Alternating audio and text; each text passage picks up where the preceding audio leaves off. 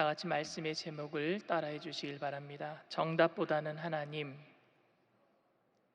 정답보다는 하나님.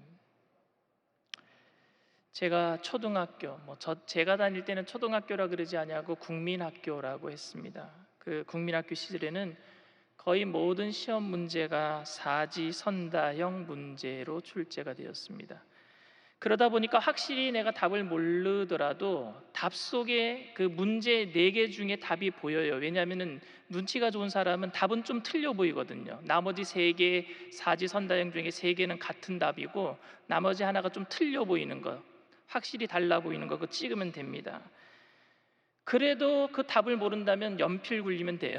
사지선다형은 연필 굴려서 맞히면 됩니다. 그러면 확률상 25점은 맞습니다. 아무리 몰라도 머리가 백지 상태라도 25점은 맞을 수 있을 것 같습니다. 제가 1988년도에 지금 한세대학교인데 당시는 순복음 신학교였어요. 거기 시험을 치를 때 연세가 지긋하게 드신 여자 집사님이 시험 보러 오셨는데 1교시 시험부터 시험지를 받기 전에 대부분 학생들이 공부를 하잖아요. 근데 그분 때문에 제가 공부를 못했습니다. 왜냐하면 그분이 간증을 하시는 거예요. 자기가 왜 신학교에 왔는지. 근데 그분의 간증을 듣는데 다른 사람들은 다 떨어져도 그분은 붙을 줄 알았어요. 그런데 제 뒤에서 그분이 시험을 보셨는데 시험 시간에 되게 조용하잖아요. 1교시를 시험을 치르는데 뒤에서 또르륵 또르륵 하는 소리가 들려요. 그래서 이렇게 뒤를 살짝 돌아봤더니 볼펜을 굴리고 계시더라고요. 당시 시험 제도가 선지원 후시험 제도였습니다. 학력고사를 저희 때에 이 학력고사가 바뀌어 버렸어요. 그래서 선지원하는 것은 내가 먼저 대학교를 먼저 지원을 하는 거예요. 그리고 그곳에 가서 그 대학교에서 시험을 보는 겁니다. 그런데 그분은 그렇게 신학교에 들어오고 싶으셨어요. 순복음 신학교에 들어오고 싶으셨는데 시험 보러 오셔갖고 객관식 문제를 몰랐는지 그렇게 찍고 계셨던 겁니다. 결국 그분은 점수 미달로 떨어지게 됐어요. 사지선다형은 연필을 굴려서 답을 찍었는지 모르겠지만 주관식 답은 아예 쓰지도 못하셨습니다.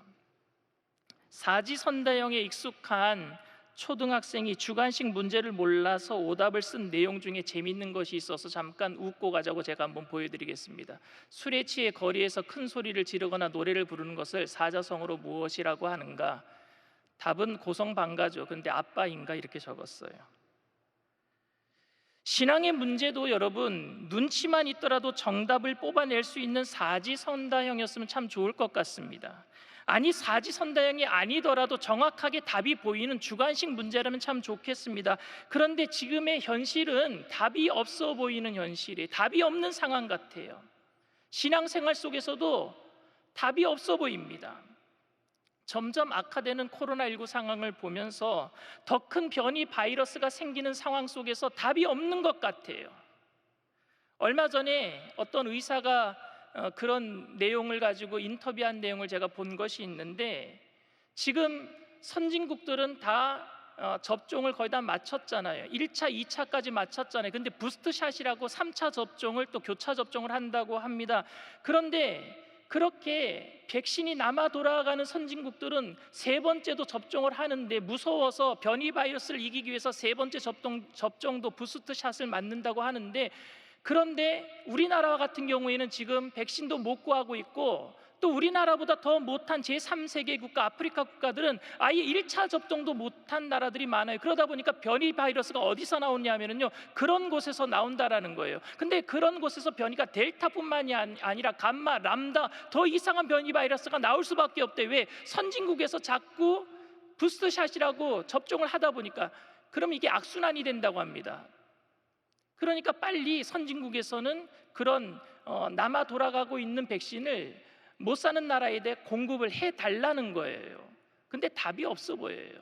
왜 답이 없어 보이느냐? 선진국은 점점 급해지는 거예요. 변이 바이러스가 나오니까 한 방 더 맞아야 되는 거예요. 그것 때문에 바이러스 창궐하는 제3세계 국가는 또 그 바이러스를 이길 수 있는 그런 백신을 공급하지 못하는 그런 악순환, 답이 없어 보이는 상황입니다.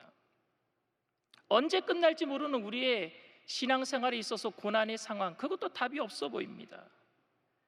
그런 상황 속에서 문제가 있는데 답이 없어 보이는 그런 상황 속에서 오늘 본문의 하박국은요, 답이 없어 보이는 상황 속에서 하나님께 질문을 던집니다.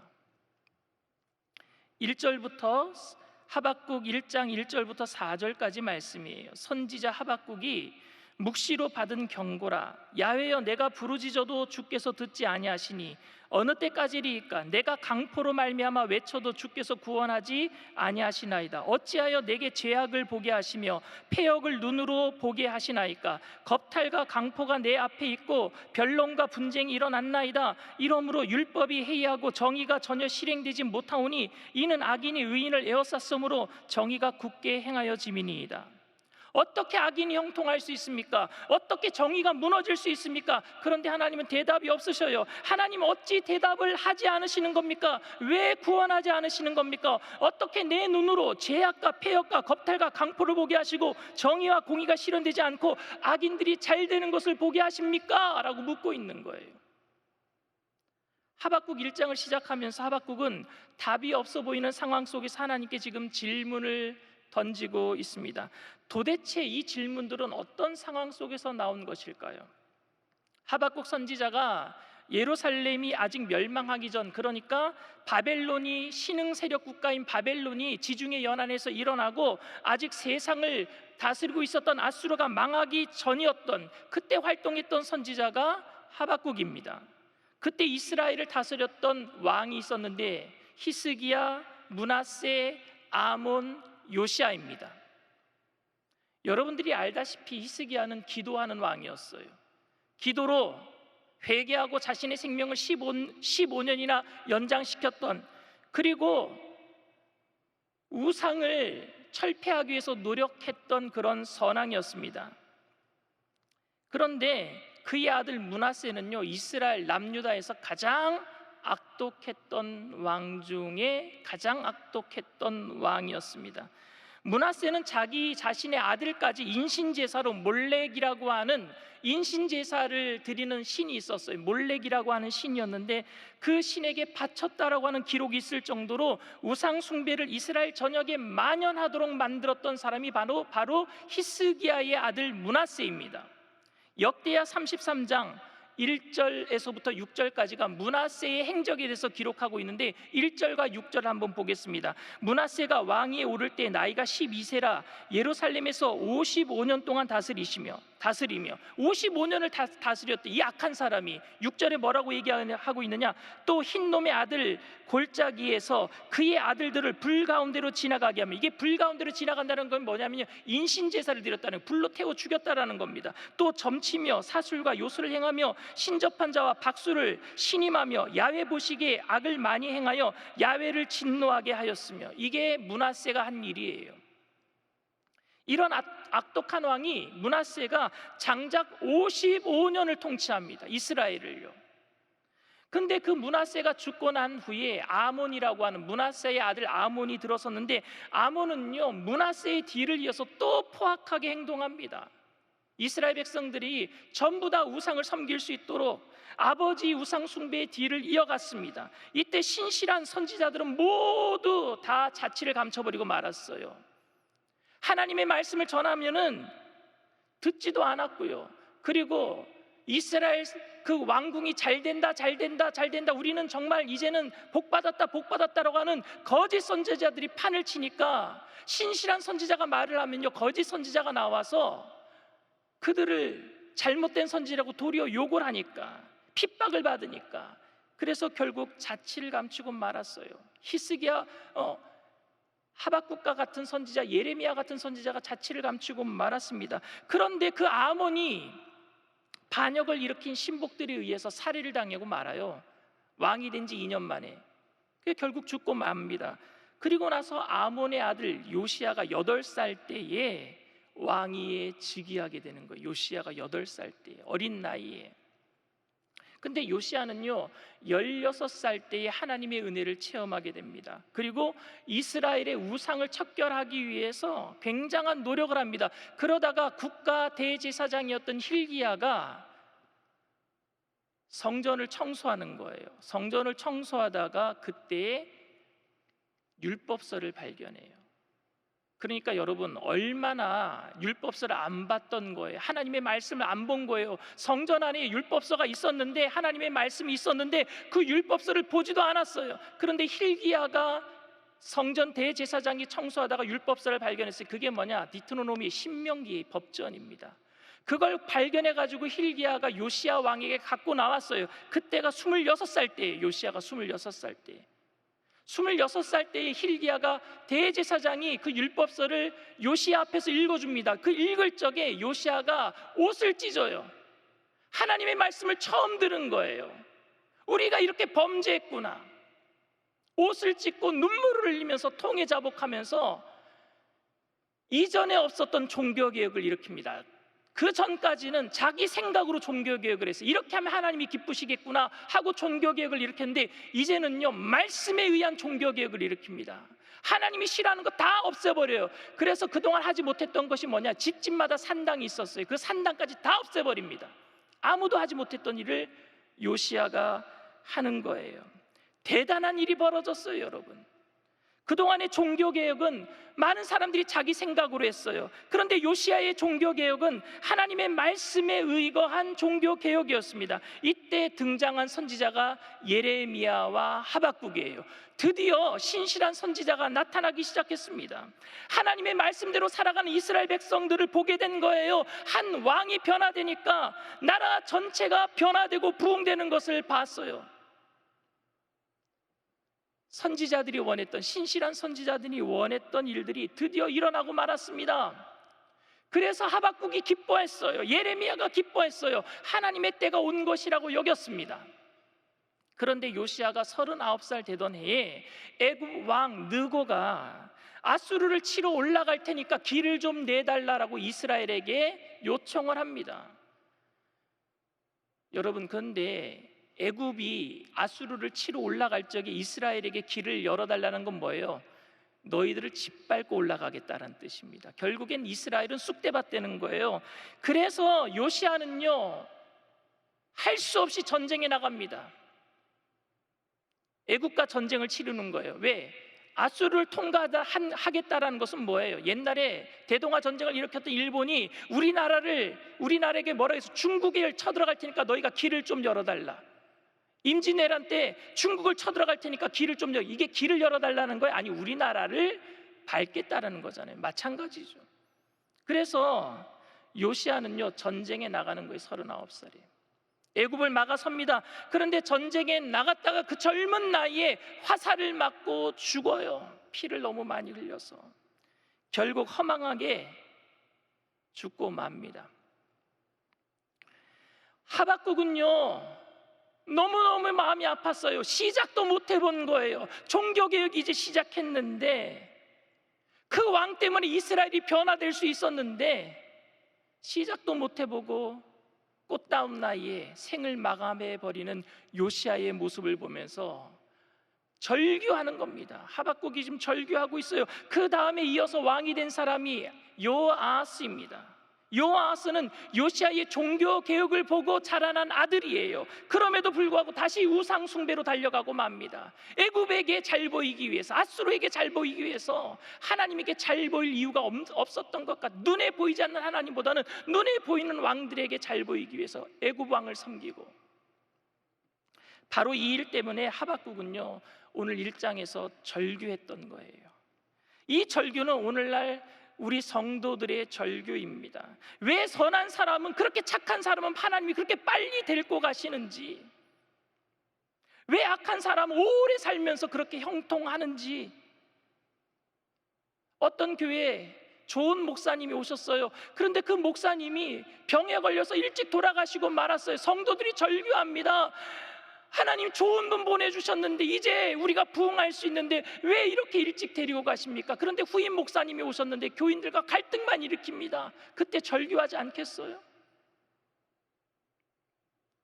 일 잘하는 집사님이 오셨는데 사업이 망해서 교회를 떠나버리고 말았어요. 그런데 그 다음부터는요, 교회에 분란이 일어납니다. 왜 하나님 이런 일이 일어나야 됩니까? 절규합니다. 결국 하박국과 같이 우리는 답이 없는 상황에서 절규할 수밖에 없어요. 왜 이런 일들이 일어나야 됩니까? 하나님 언제까지 우리가 참고 기다려야 합니까? 그런데 하나님이 하박국에게 대답하시는데 더 냉혹한 대답을 하십니다. 하박국 1장 6절에서 8절 말씀이에요. 보라, 내가 사납고 성급한 백성 곧 땅이 넓은 곳으로 다니며 자기의 소유가 아닌 거처들을 점령하는 갈대아 사람을 일으켰나니 그들은 두렵고 무서우며 당당함과 위엄이 자기들에게서 나오며 그들의 군마는 표범보다 빠르고 저녁 이리보다 싸나우며 그들의 마병은 먼 곳에서부터 빨리 달려오는 마병이라 마치 먹이를 움키려 하는 독수리의 나름과 같으니라. 아직 고난이, 아직 아픔이 끝나지 않았다라고 말합니다. 더 심하게 될 거라고 말씀하고 있는 겁니다. 도대체 하나님 왜 그러시는 겁니까? 하박국은 말문이 막혀버려요. 혹 때리려다가 혹을 더 붙인 기분입니다. 절규했는데, 질문했는데. 그런 하박국에게 하나님께서는요 2장 3절에 이렇게 말씀하십니다. 이 묵시는 정한 때가 있나니 그 종말이 속히 이르겠고 결코 거짓되지 아니하리라. 비록 더딜지라도 기다리라. 지체되지 않고 반드시 응하리라. 하나님께서는 더딜지라도 기다리라 라고 말씀하십니다. 여러분, 더딜지라도 기다리래요. 더디대요. 근데 기다리래요. 근데 그 뒤에 말씀이 더 모순됩니다. 뭐라고 얘기했느냐? 더딜지라도 기다리라. 지체되지 않고 반드시 응하리라 그럽니다. 여러분, 더딘 거랑 지체되지 않고는요 서로 반대말입니다. 그렇죠? 너무 모순되지 않아요? 하나님 말씀하시는데 더딜지라도 기다려라. 지체하지 아니하고 응하리라. 모순이잖아요. 뭐 어쩌란 말입니까? 더디다라는 것은요 하나님의 입장이 아니라 인간의 입장에서 하나님이 말씀하시는 거예요. 너 기다릴 적에 네 감정으로는, 네 느낌으로는 더딜 것처럼 느껴질 거야. 더딜 거야. 우리를 이해하시는 말씀입니다. 더딜지라도 기다리라. 근데 지체하지 아니하고 응하리라는 말씀은 하나님이 정한 시간이 있고 정한 때가 있어서 하나님 섭리 가운데 하나도 놓치지 아니하고 정확하게 이루어지리라 라고 하시는 하나님의 말씀인 줄 믿습니다. 그러니까 더딜지라도 지체하지 아니하고 하나님의 때에는 이루어진다라는 거예요. 이런 기다림을 기다리는 우리들은 그렇기 때문에 수동적으로 기다릴 수 없습니다.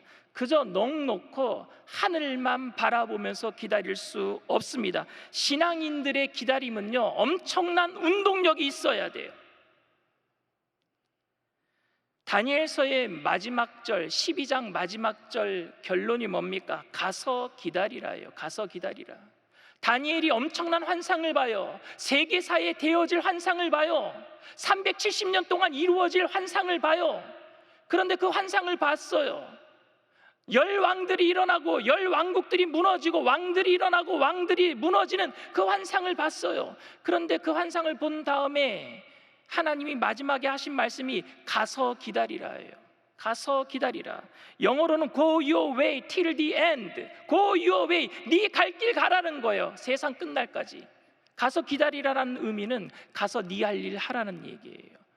엄청난 환상을 봤는데 어떻게 우리가 가서 내 할 일을 하겠습니까? 우리가 우리의 할 일을 하지 아니하고 천국만 바라보면서 하늘만 바라보면서 먼 산을 바라보며 있다면 그거는요 1992년 10월 28일 날 이장님처럼 다미 선교회처럼 흰 옷 입고 주님만 바라보는 그런 사람들이 될 수 있단 말입니다. 가서 기다리라는 것은 가서 우리 할 일 하라는 거예요. 직장에서 최선을 다하면서 빛과 소금의 역할을 할 때 주님의 영광이 드러나게 될 줄 믿습니다. 여러분들의 사업장에서, 여러분들의 가정에서, 여러분들의 학교에서 최선을 다하면서 우리가 맡은 삶을 살아가는 것이 주님께서 우리에게 원하시는 것, 기다리는 거예요. 더딜지라도 기다리라. 지체하지 아니하고 반드시 응하리라. 그리고 하나님께서 우리에게 익숙한 말씀을 하박국을 통해서 또 연이어 말씀을 하십니다. 하박국 2장 4절 말씀입니다. 보라, 그의 마음은 교만하며 그 속에서 정직하지 못하나 의인은 그의 믿음으로 말미암아 살리라. 유명한 말씀이 여기서 나와요. 의인은 믿음으로 말미암아 살리라. 바울이 로마서에서 했던 말씀이고 갈라디아에서 했던 말씀입니다. 의인은 믿음으로 말미암아 살리라. 하박국은요, 하나님께서 하박국에게 첫 번째로 하신 말씀은 더딜지라도 기다려라, 지체되지 않고 반드시 응하리라 라고 말씀하신 후에 의인은 믿음으로 말미암아 살리라 라고 말씀하셨습니다. 이 말씀은, 믿음으로 살라라는 이 말씀은 무엇을 의미하겠습니까? 믿음으로 살라. 어떤 분들은 믿음으로 살라라는 말을요, 오해하기를 자기 확신으로 살라라는 말로 오해를 해요. 내 확신, 내 믿음, 주여 믿습니다. 근데 뭘 믿는다라는 거예요?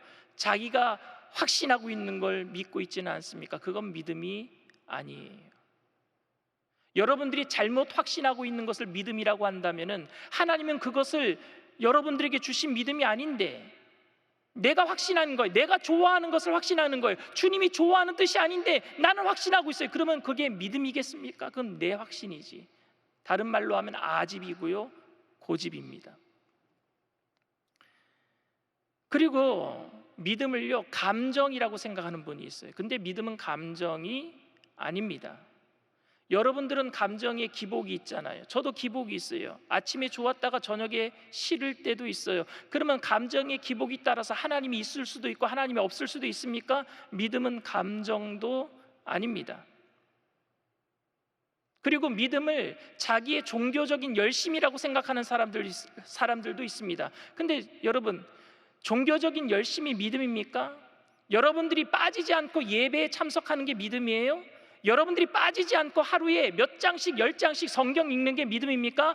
아니요, 그거는 믿음의 행위는 아닙니다. 여러분들의 믿음을 키울 수 있는 동력은 되겠지만 그것이 믿음이라고는 말할 수 없습니다. 믿음은 무엇이냐면요, 전적으로 하나님을 신뢰하는 것이 믿음입니다.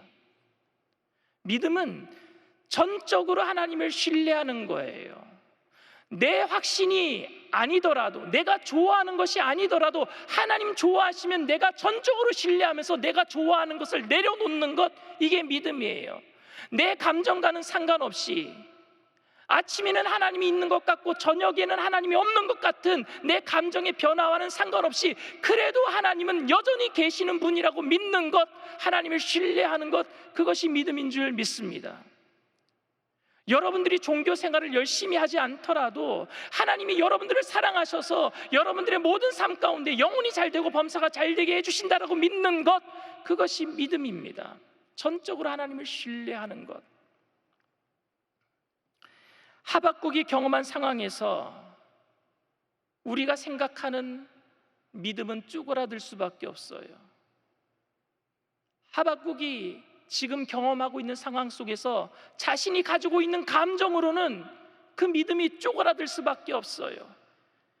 그런데 그런 흔들리는 상황 속에서 너 하나님을 신뢰할 수 있느냐라고 지금 묻고 있는 거예요. 오직 의인은 믿음으로 살리라.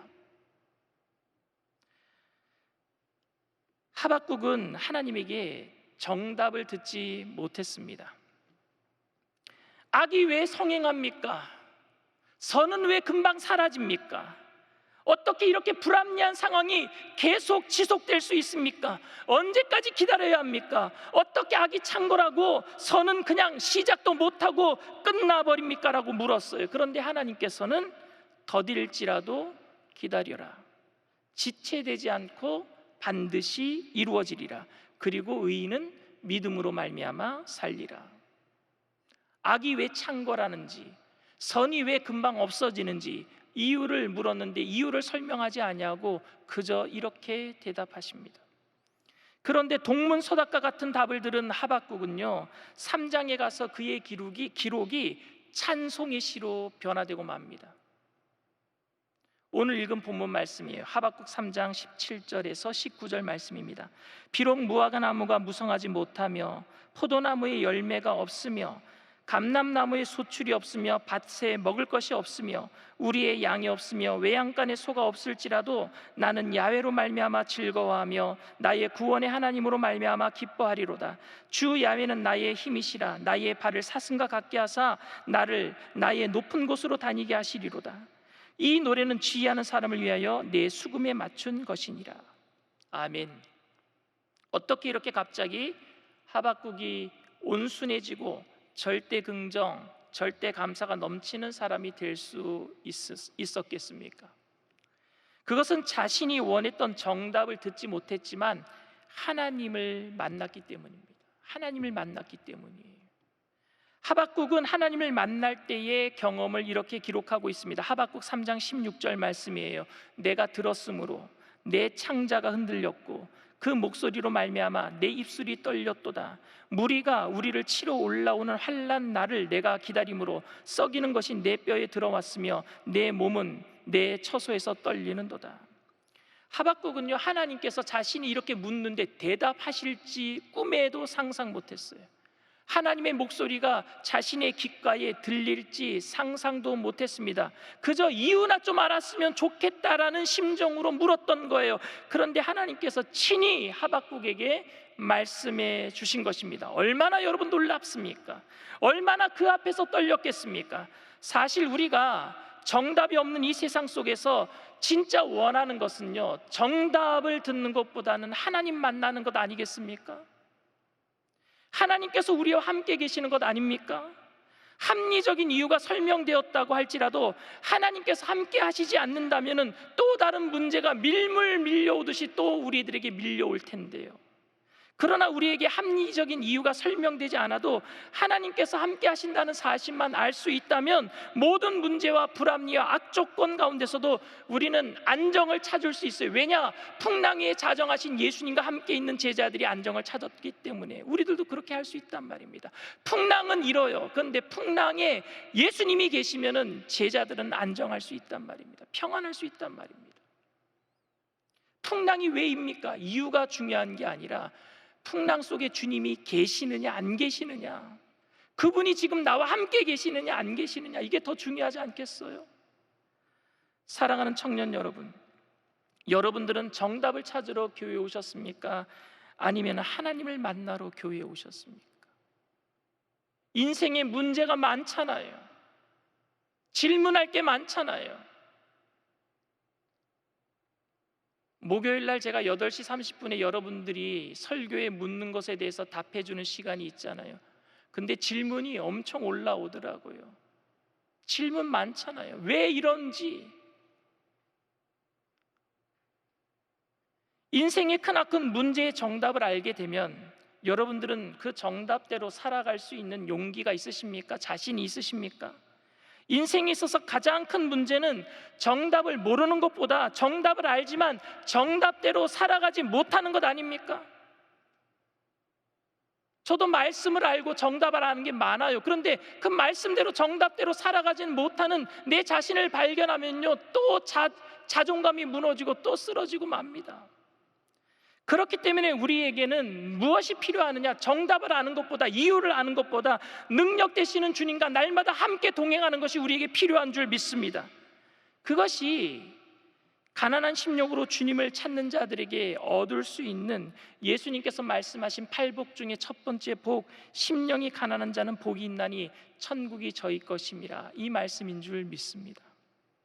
악이 흥행하고 선이 금방 사라지는 분위기, 희망의 불씨조차 꺼져가는 갈등과 문제의 연속인 삶 가운데 여러분들 주님께 부르짖게 되기를 바랍니다. 주님, 왜 이런 일들이 일어납니까? 주님, 너무 억울합니다. 주님 앞에 나와서 부르짖으세요. 우리가 그렇게 부르짖는다고, 질문한다고 의심이 많구나, 너 왜 그렇게 의심하였느냐, 주님께서 우리들에게 질책하시는 것이 아니라, 왜 믿음이 없느냐, 주님께서 우리에게 질책하시는 것이 아니라 우리들을 불쌍히 여겨주셔서 이렇게 말씀하실 거예요. 네 생각에는 더딜지 모르겠지만 기다려주지 않겠니? 반드시 지체하지 않고 합력하여 선을 이룰 거야. 그러니까 그때까지 오직 믿음으로 살아주지 않겠니? 라고 말씀하실 거예요. 오늘 하박국에게 하신 말씀이에요. 저와 여러분 모두가 예배를 통해서 하나님을 만남으로 하나님을 체험하게 되고 하나님의 선하심을 전적으로 신뢰하며 우리의 모든 고백이 감사와 찬송의 시로 변화되기를 바랍니다. 고난의 현장 속에 답이 없는 가운데 답답하겠지만 주님 앞에 나와서 내가 부르짖지만 주님께서 나에게 말씀하실 때 그 답, 그 이유를 말씀해 주시는 분이 아니라 더딜지만 기다려줄 수 있니? 반드시 지체하지 아니하고 응할 거야. 합력하여 선을 이룰 거야. 그리고 믿음으로 살아라. 나를 신뢰하고 살아라. 힘든 가운데 주님을 의지하는 저와 여러분들 되실 때에 우리의 모든 삶의 고난의 현장 속에서 하박국처럼 찬송의 시가 넘쳐나게 될 줄 믿습니다. 그러한 삶을 다 살아가게 되시기를 주님의 이름으로 축원을 드립니다. 잠시 묵상으로 말씀을 생각하시면서 기도해 주시기를 바랍니다. 오늘 이 자리에 TV상에서, 인터넷상에서, 유튜브에서 예배드리는 분 중에 그 자리에 오늘 처음 나오신 분들 계십니까? 답이 없어서 답을 찾기 위해서 나오신 분들 계십니까? 오늘 우리들에게 주님께서 말씀하실 거예요. 더딜지라도 기다려 주겠니? 지체하지 아니하고 응할 거야. 너 나를 신뢰하고 믿음으로 살 수 있겠니?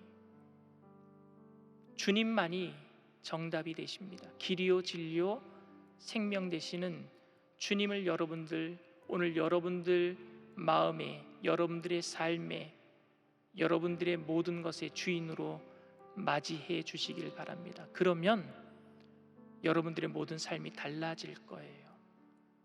믿다가 교회를 떠났다가 혹시 이단에 빠졌다가 다시 돌아 나오신 분들 계십니까? 그분들도 다시 한번 믿음으로 고백하게 되기를 바랍니다. 제가 하는 기도를 여러분들 믿음으로 따라해 주시기를 부탁합니다. 하나님 아버지, 저는 죄인입니다. 어디에서 와서 왜 살며 어디로 가는지 알지 못하고 방황하며 살았습니다. 저의 죄를 위하여 십자가에서 죽으시고 부활하신 예수님을 제 구주로 모셔드립니다. 저는 하나님의 자녀가 되었습니다. 지금부터 영원토록 주님과 함께 살겠습니다. 예수님의 이름으로 기도드립니다. 아멘. 할렐루야. 여러분들을 진심으로 환영합니다. 이 시간 우리가 찬양하고 통성으로 같이 기도하는 시간을 갖겠습니다.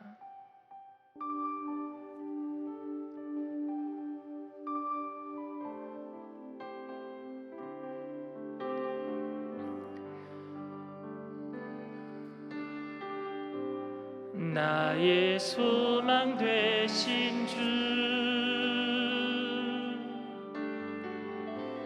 주를 바라봅니다.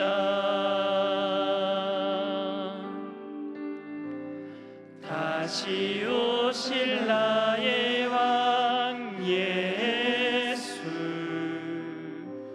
주를 기다립니다.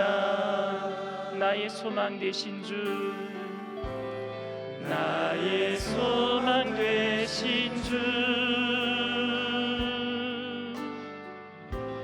주를 바라봅니다.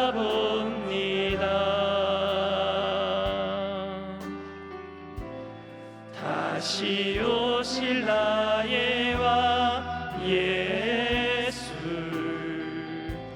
주를 기다립니. 밤이나 낮이나 밤이나 낮이나 어제나 오늘도 영원히 주만 찬양해. 괴롭고 슬플 때 낭만하며 넘어져도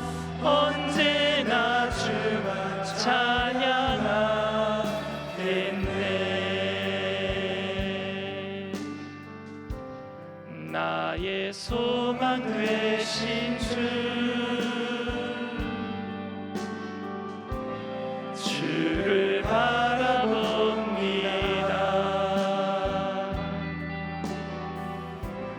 다시 오실 나의 왕 예수,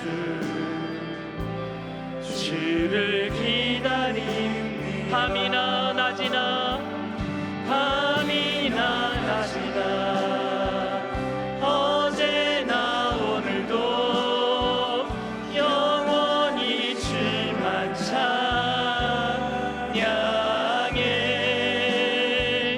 괴롭고 슬플 때 낭만하며 넘어져도 언제나 주만 찬양하. 밤이나 낮이나 밤이나 낮이나 어제나 오늘도 영원히 주만 찬양해. 괴롭고 슬플 때 낭만하며 넘어져도 언제나 주만 찬양하. 밤이나 낮이나 밤이나 낮이나 어제나 오늘도 영원히 주만 찬양해. 괴롭고 슬플 때 낭만하며 넘어져도 언제나 주만 찬양하겠네. 밤이나 낮이나 어제나 오늘도 영원히 주만 찬양해.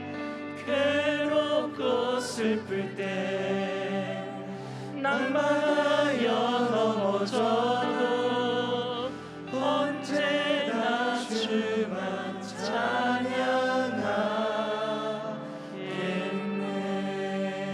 찬양하겠네. 요셉은 너무너무 답답했어요.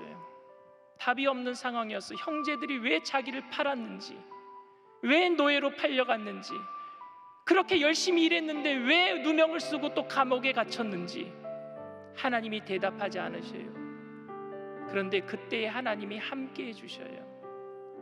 함께 하실 때 요셉은 형통했다라고 기록하고 있습니다. 오늘 우리가 너무너무 답답해요. 코로나19 상황에 너무너무 답답해요. 숨을 쉴 수 없을 정도로 답답해요. 왜 이렇게 억울한 일들을 많이 당하는지, 왜 교회가 누명을 써야 되는지, 여러분들의 삶의 답답한 현실 속에 하나님이 계시면 형통인 줄 믿습니다. 그게 정답이에요. 이유 없어요. 성령님 우리와 함께하여 주시옵소서. 우리의 억울함을 주님 이 시간 위로하여 주시옵소서. 모든 문제를 주님, 답은 모르겠지만 주님이 함께 계시면 내게 이겨내겠습니다. 성령님 이 시간 함께하여 주시옵소서. 우리 주님 세 번 부르고 동서로 간절히 기도합니다. 주여, 주여.